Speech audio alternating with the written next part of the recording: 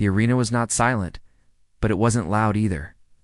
It was stuck in that strange, suffocating middle ground where 20,000 people were waiting for something that wasn't happening. The air inside the dome felt heavy, thick with the humidity of a crowd that had spent 3 hours screaming and was now confused. In the center of the ring, the current champion stood with a microphone that had stopped working mid-sentence. At first, everyone assumed it was a technical glitch, the kind that usually draws boos or restless shifting in seats. But the production truck didn't cut to a commercial. The lights didn't flicker. Instead, the massive LED screens wrapping the arena simply went black.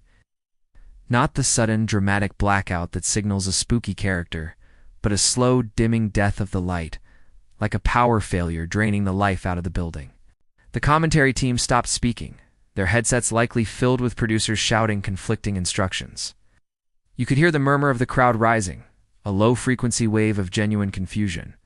This wasn't part of the show. Security guards near the barricade turned around, looking at the stage not with anticipation, but with concern.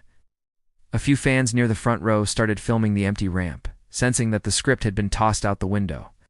The uneasy atmosphere curdled into anxiety. It felt like an invasion, or an accident, or an ending. Then, a single low-frequency bass note hummed through the floorboards, vibrating the chairs. It wasn't music. It was a signal. The champion in the ring lowered the dead microphone, her expression shifting from annoyance to a very real, very unscripted fear. She knew, even before the rest of us did, that the hierarchy of the industry was shifting under her boots. When the figure finally emerged from the shadows of the entrance tunnel, there was no pyrotechnic explosion. There was no energetic remix of a familiar theme song to tell the audience how to feel. There was just a woman walking with a pace that suggested she was marching to a funeral. The lighting rig finally caught her, washing her silhouette in a stark, unforgiving white spotlight. It took a moment for the brain to reconcile the image. The hair was different, darker, pulled back tightly, practical and severe. The flamboyant trench coats and oversized sunglasses of the past were gone. She wore simple, faded combat gear that looked like it had seen wars, not wrestling matches. This was Becky Lynch, but stripped of the big time. This was not the man coming to sell t-shirts. This was a veteran coming to collect a debt.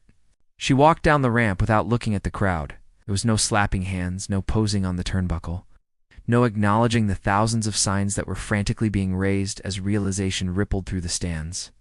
The silence broke, but not into a cheer, shattered into a chaotic mix of gasps and a strange, low roar of disbelief. It was the sound of a crowd witnessing a ghost walk into a room. She slid under the bottom rope, her movements efficient and cold. When she stood up in the center of the ring, staring dead-eyed at the current champion, the temperature in the room seemed to drop. She didn't look happy to be back. She looked burdened. The sheer gravity of her presence sucked the oxygen out of the arena, making the current champion look suddenly, painfully small. This wasn't a return. It felt like a hostile takeover. The commentary team finally found their voices, and they weren't using their TV voices. Michael Cole sounded shaken, leaning away from his monitor as if getting too close to the action would result in collateral damage. They didn't scream her name, they whispered it, questioning the reality of what they were seeing. "She wasn't supposed to be here," Graves muttered, breaking character to sound like a concerned colleague rather than a color commentator. The camera cut to the crowd, capturing faces that were not jubilant, but stunned. A young girl in the front row, wearing the champion's merchandise, looked genuinely terrified. The duality of the reaction was palpable. Half the arena wanted to chant Becky, but the chant died in their throats because Becky Lynch wasn't giving them permission to cheer. She stood in the center of the ring, the microphone dangling loosely in her hand, waiting for the noise to settle. She wasn't soaking in the adulation. She was waiting for silence. When she finally raised the mic, the trembling in her hand was visible on the 4K screens. It wasn't nerves. It was rage barely contained by discipline. The crowd saw it. The commentary team saw it. The narrative of the happy homecoming was dead on arrival. We were watching a woman who had perhaps sacrificed too much, return to the only place that made sense, even if she hated it. The intensity was so high that when the champion took a step back, it felt like a surrender. The fans realized they weren't watching a scripted segment anymore. They were watching a raw, uncomfortably human moment playing out on a global stage, and for the first time in years, nobody knew what was going to happen next. The moment the broadcast faded to black, the The chaos that erupted backstage was far more significant than what happened in the ring. The locker room, usually a place of camaraderie or scripted rivalry, turned into a den of paranoia. The younger talent, the stars of the new era who had convinced themselves they owned the yard, sat in silence, or scrolling through social media, watching the engagement numbers on the return clips skyrocket past anything they had done in 2 years. It wasn't jealousy, it was the sinking realization of obsolescence. Producers were running through hallways, rewriting months of creative plans in minutes. The return of Becky Lynch wasn't just a roster change. It was a demolition of the current pecking order. In the media scrum that followed, the questions weren't about match ratings or title shots. Reporters asked about legacy, about the toll of the business, about why she came back when she had everything to lose. The answers were short, clipped, and devoid of the usual promotional fluff. This bled into the families of the wrestlers. Spouses and partners watching from home saw the look in Becky's eyes and felt a chill.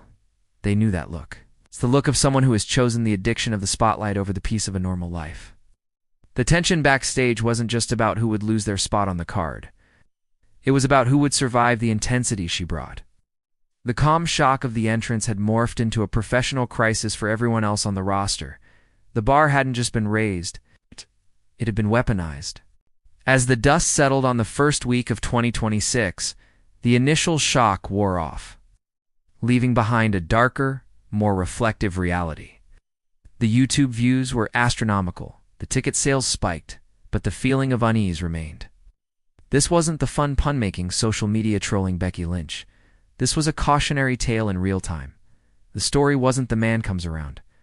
The story was you can never truly leave. The script of her return forced the audience to look in the mirror. We clamored for her return, we tweeted for it, we demanded it. And now that we had it, we had to watch the human cost of our entertainment.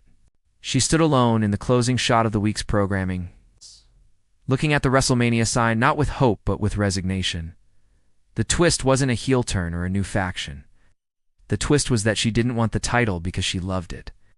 She wanted it because she didn't know how to be anything else without it. The audience was left with a lingering, uncomfortable question as the screen faded to black. We didn't just witness a return, we witnessed a relapse. And as the cheers faded into the background noise of the arena, the viewer was left wondering, did we save Becky Lynch by demanding her return, or did we just doom her to repeat the cycle forever? The hero returned, but the happy ending was nowhere to be found.